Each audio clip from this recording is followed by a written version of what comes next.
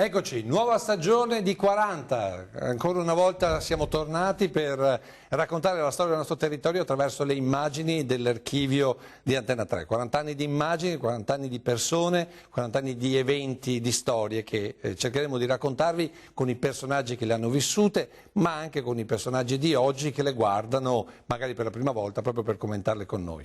In questa nuova edizione cercheremo anche di approfondire alcuni temi rivedendoli dal passato, temi che sono attuali, temi che fanno discutere e che magari sono già stati approfonditi e dibattuti nel passato, negli anni scorsi, nei decenni scorsi e di cui ci siamo dimenticati. E ce ne sono, devo dire, davvero tanti, ne abbiamo trovati negli archivi. Insomma, tante cose, tante persone da rivedere, da risentire, da riascoltare, da riapprezzare se vogliamo insieme e come sempre però partiamo per primi con la sigla.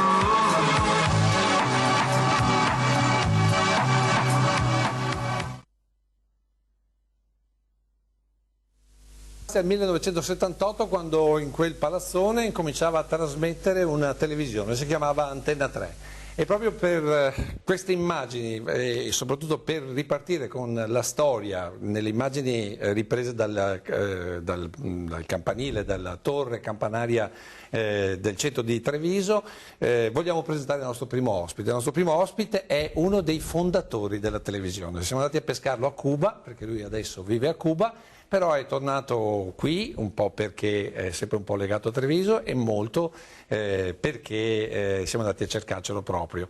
E, con Roberto Zanussi vogliamo cominciare a raccontare questa televisione. Intanto benvenuto, grazie per essere qui. Grazie a voi. Ma come vi è venuto in mente a partire con Antena 3? Non lo so.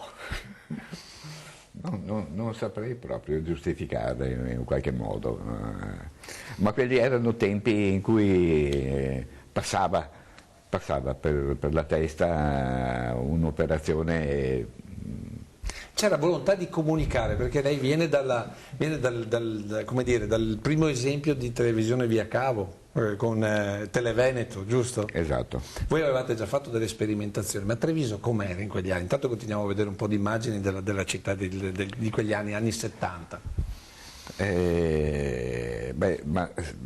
Treviso com'era vista come dei giornalisti che... No, ma vista proprio da gente comune, com'era la città, vista dalla gente come lei che la viveva? Direi che era come oggi. Noi possiamo ringraziare il Padre Eterno, che gli anni hanno inciso pochissimo nella struttura della Treviso. E speriamo che sia così anche per il futuro, certamente. Ecco, ma la volontà di voler comunicare, perché c'era ad esempio frizzantezza nei giornali, c'era il diario, era nascente la Tribuna di Treviso, c'era il Gazzettino, poi c'era Veneto 7 giorni, poi insomma, ce n'erano di quotidiani e di settimanali che venivano pubblicati e venivano letti. Questa volontà, questa voglia di comunicare, nascevano le radio, Radio Veneto 1, anzi Radio Libera Treviso, e poi Radio Alfa e poi Radio Treviso Alfa. Sì. E poi appunto questa televisione, questa Televeneto che era una TV via cavo. Pensate che addirittura la storia racconta che c'era Alberto Lupo che fece, diciamo così, da mentore iniziale, no? Poi con personaggi come lei, giovanissimo. Io ricordo una foto, lei era Fede Boccia, poi Adriano Madaro, giusto per citare alcuni nomi di una... Ecco, da dove nasceva questa volontà, questa voglia di comunicare, di fare informazione? Forse perché ci sentivamo stretti, cioè si voleva fare qualche cosa ma non si aveva le idee ben chiare su che cosa fare, finché è venuta fuori la televisione informazione. Sotto questa parola informazione si sono fatte 1000 cose e il merito dobbiamo darlo a voi giornalisti, quelli che poi invece si sono accorti che qualche cosa stava nascendo di diverso dal solito e ci hanno dato una mano, perché fare informazione non è soltanto scrivere su un pezzo di carta, ci vuole ben altro. E siamo stati fortunati perché, pur essendo passati 50 anni da quel tempo, dobbiamo ammettere che siamo caduti in buone mani. Ecco appunto, ma io volevo capire proprio la scintilla, perché adesso torniamo un attimo in studio, Andrea, grazie, il nostro Andrea Basso, solerte regista, è sempre pronto. Vorrei far vedere una foto al nostro Roberto Zanussi, l'insetto è lo 09, vediamo qual è la sua come dire, emozione nel rivedere questo volto. L'insetto è lo 09 e riguarda una persona particolarissima. Sì, è Renato Bernardi. Si può riassumere con soltanto due parole. Antena 3 è nata, merito suo. E anche suo però, perché... Sì, però ci voleva quelle persone. Io potevo essere sostituibile, uno come Renato no. Ecco, chi era Renato Bernardi per chi non l'ha conosciuto?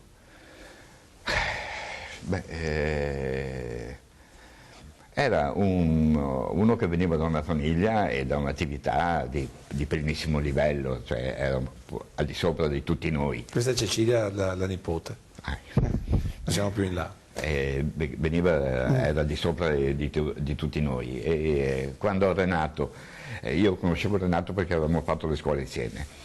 E quando Renato un giorno mi fermò perché ci siamo trovati per la strada proprio, e mi disse che gli sarebbe piaciuto avere una televisione, queste 4 parole hanno segnato la storia.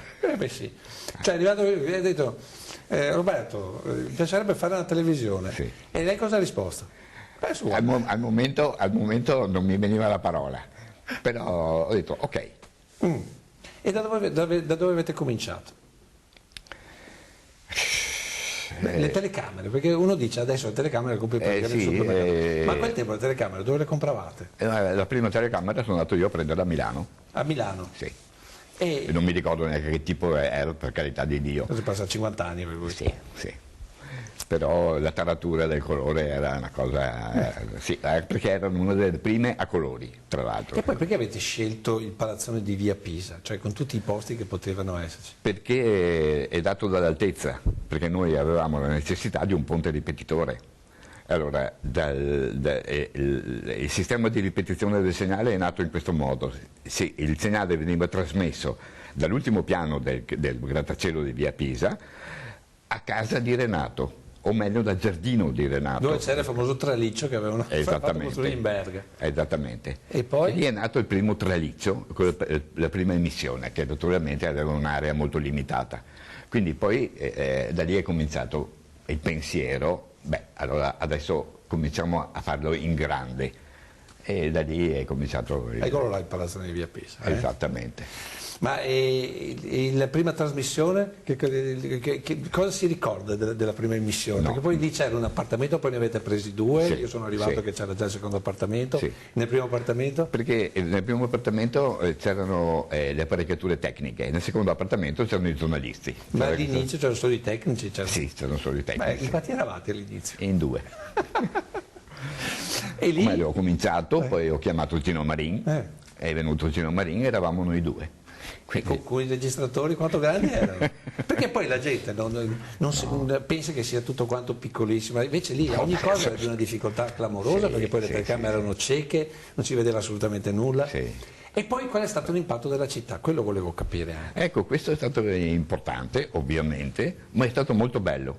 E in poco tempo siamo riusciti a fare in modo che anche chi non aveva un'antenna direzionata sul giardino di Renato Bernardi, a Quinto, cercava in tutti i modi di riuscire ad avere questo segnale. E il nostro telefono, noi avevamo dato il numero di telefono, il nostro telefono suonava notte e giorno per gente che voleva capire che cosa doveva fare per poterci vedere. Pensa a te. E non lo sapevamo nemmeno noi cosa dovevamo fare. Poi c'è il mito dell'850. La prima macchina di Antena 3 mi risulta essere stata un 850 che serviva per portare il gasolio ai primi trasmettitori, giusto? Perché poi dopo il primo ponte ripetitore dove siete andati? E Valdobbiadene a Pianezze. Quindi rovesci, perché a quel tempo lì c'era la posizione di capodistria, e quindi c'è il problema di direzionare le antenne. Cioè è stata un'avventura nello senso della parola. Quando è che avete deciso, chi ha deciso e quando è che avete deciso di cominciare a fare informazione? Perché gli altri facevano film, cose di questo genere, cose anche un po' osè, ricordo. giusto? Sì. Però voi, sempre, Antena 3 è partita subito con l'informazione. Da dove nasce questa idea? Era un'idea che non era forse tanto originale, si doveva arrivare a quel punto. Soltanto che io ho poche informazioni su questo perché non l'ho curato direttamente io. Poi non sono rimasto molto tempo in Antena 3, c'è rimasto Gino Marin. Io mi sono dedicato a altre cose. Era un mondo un po' stretto, un po' piccolo quello della televisione. di Antena 3. Però ecco. io so che Renato Bernardi ha portato anche dei bei personaggi, c'era Anna Maria Rizzoli che Come no, faceva certo. l'annunciatrice, che a quel tempo insomma, non c'era neanche Canale 5 al momento. Sì, è vero. È vero. E allora?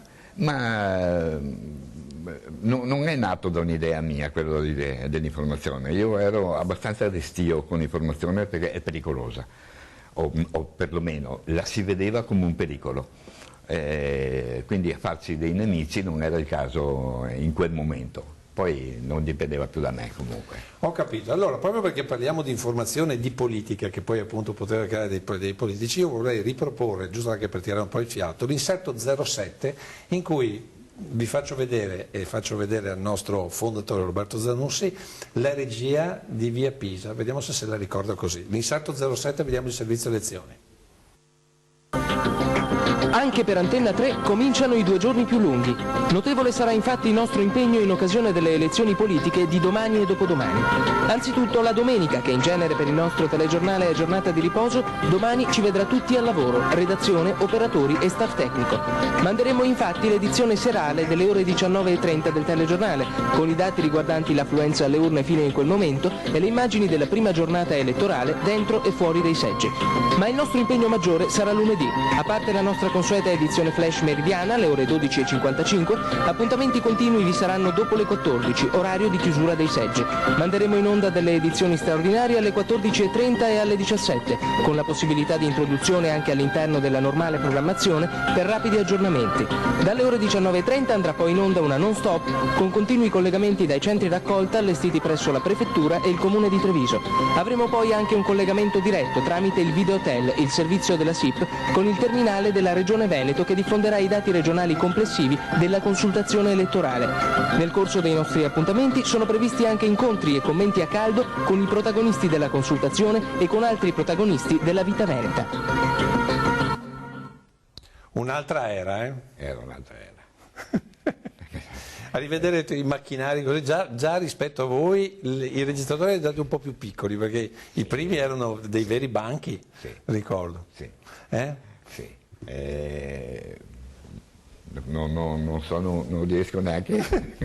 È emozionante. Sai, siamo andati indietro di quanti anni? 40. 87, un po' meno di 40 insomma. E poi la vita di Roberto Zanussi, dopo un po' insomma, troppo stretto l'ambiente. Sì, poi sono rimasto, mi hanno chiamato in Sicilia per aprire una televisione, ma mi sono fermato poco tempo. Poi che differenza ad esempio rispetto al Veneto, la Sicilia in termini di informazione, di televisione, di concessioni, di ponti? No, è meglio neanche scendere nel dettaglio qui, perché la televisione che io ho messo in piedi, l'informazione doveva tutta essere pronta un'ora prima della messa in onda per essere controllata, che non si facesse qualche discorso strano o mal visto. Quindi tant'è che io me ne sono andato immediatamente. E dopo? Poi ho avuto la fortuna di andare a lavorare per l'ufficio stampa della Regione Veneto, curando il settore video. Lì sono stato degli anni e ho avuto, è dal tempo di Bernini ancora presidente, e ho avuto la possibilità di andare in giro per il mondo. Quindi devo ringraziare proprio la Regione Veneto. E lì ad esempio è nato la distribuzione alle prime televisioni di un unico prodotto, un po' come faceva Berlusconi in contemporanea con i primi telegiornali, cioè facevate le cassette, ricordo che facevate i cassettoni che poi partivano gli autisti, ricordo. Esattamente. Lo dovete immaginare, parliamo degli anni '80, capitava un evento, adesso basta il telefonino, invece lì no, c'era la registrazione dell'evento, si andava in studio, si faceva un certo numero di copie, pari al numero di televisioni che dovevano essere servite, poi arrivavano gli autisti, ognuno con una cassetta e tutti via per il resto della regione, quindi è una cosa complicatissima. Adesso invece si fa un selfie, lo si spedisce col telefonino, è proprio cambiato tutto. Sì, È rimasta, diciamo così, la passione è rimasta secondo lei la volontà, oppure sono cambiati anche con la comunicazione, sono cambiati anche gli obiettivi, è cambiato anche, se vogliamo, un po' il modo di gestire l'informazione? Sì, è cambiato. È cambiato, io non posso dire se nel bene o nel male, per carità di Dio, però non è più quello di una volta, non lo si fa più come lo si faceva una volta. Però anche la mia partecipazione all'ufficio stampa è durata il tempo che Bernini era presidente. Poi io ho avuto la fortuna di andare come rappresentante estero, diciamo, della televisione italiana in Repubblica Dominicana, dove mi sono fermato poi 14 anni. E adesso poi da Repubblica Dominicana mi hanno chiesto se ero disponibile ad andare a Cuba, ci sono andato, mi sono trovato molto bene e adesso sono 20 anni che sono a Cuba. Nostalgia dell'Italia di Treviso? Forse Treviso? Potrei dire di sì che è una nostalgia, però la si risolve in poco poi. Arrivo a Treviso, dopo 2 giorni vorrei già andarmene. Che cos'è che Treviso non ha più, che invece, non so, Cuba ha?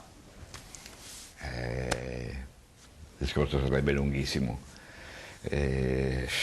Una filosofia di vita o una questione economica? Tutte e due. Tutte e due? Sì, tutte e due, necessariamente, per forza. Quando uno va in un paese come Cuba o come anche Repubblica Dominicana, per carità, altri paesi poi come questi, io posso parlare bene di Cuba perché ci sono da tanto tempo, a Cuba si vive con poco, puoi avere anche 1 milione in tasca, non ti serve, e qui ti serve, guai se non ce l'hai. Allora che cosa hai che hai in più? Il tempo? A Cuba? Sì, il tempo, però anche l'amicizia, qui intendiamo l'amicizia in un modo diverso, lì è un'altra cosa. Più vera la nostra o quella che... No, è la loro la più vera. È la più vera? Sì. Sì. Tornando però, diciamo, a parlare di televisione, ma allora a Santo Domingo, a Cuba, l'idea di televisione, adesso ormai internet ha stravolto tutto, ma ad esempio a Santo Domingo, quando non c'era ancora internet, la televisione come veniva vissuta lì? Il fenomeno delle locali non sono mai partite di fatto? No. Poi risentono molto dell'influenza americana, che entra dentro proprio nell'informazione anche proprio. Quindi dire quanto è importante è difficile dirlo.